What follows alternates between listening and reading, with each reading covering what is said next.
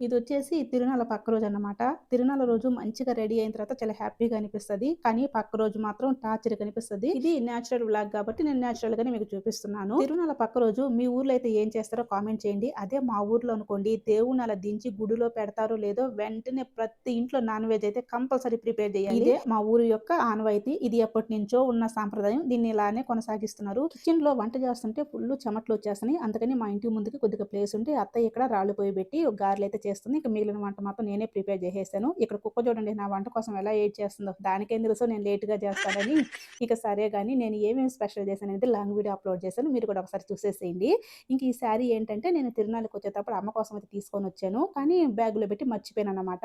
ఇంక నేనొచ్చింది తిరునాళ్ళ రోజే కాబట్టి దాని సంగతి మర్చిపోయి పక్క రోజైతే గుర్తుకొచ్చి ఓపెన్ చేసి అమ్మకు చూపించాను. ఈ కలర్ అయితే అమ్మకి చాలా బాగా నచ్చింది. మొత్తం ఓపెన్ చేసి చూపించానన్నది. ఇంక ఫోల్డింగ్ పోతదని చెప్పి నేను ఎంత సగపెట్టినా ఒప్పుకోలేదు. ఇంక మొత్తానికి శారీ మొత్తం ఓపెన్ చేసేసైతే చూపించాను. ఓపెన్ చేసింది నువ్వే కదా! నువ్వే ఫోల్డ్ చేయని చెప్పి ఎత్తి నా మొఖాన ఏసింది. అట్లుంటది మా అమ్మతోటి. సరే గాని నేను మా అమ్మ కోసం తీసుకొచ్చిన శారీ ఎలా ఉందో కామెంట్ చేయండి. అంతే కాకుండా ఈ వీడియో మీకు నచ్చితే ప్లీజ్ ఒక చిన్న లైక్ ఇవ్వండి.